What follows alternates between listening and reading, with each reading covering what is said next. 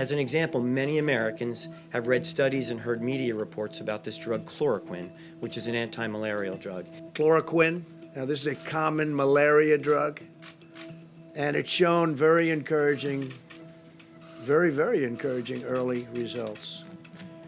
But the information that you're referring to specifically is anecdotal. It was not done in a controlled clinical trial, so you really can't make any definitive statement about it.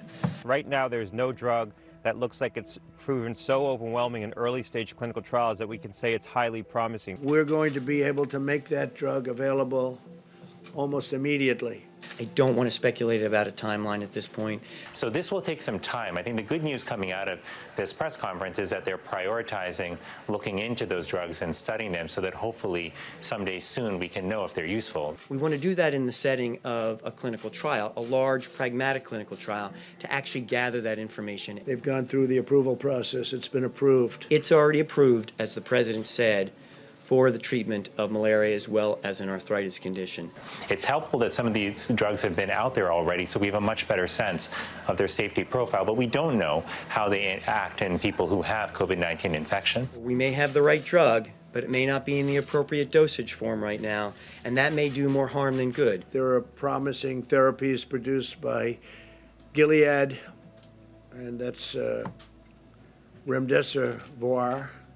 Remdesivir. And that drug also has been approved, or very close to approved in that case, by the FDA. It is currently in clinical trials. Right now, the reality is you cannot go into any hospital and expect that you will be treated with remdesivir or with hydroxychloroquine if you have COVID-19 infection. Remdesivir is going through the normal process.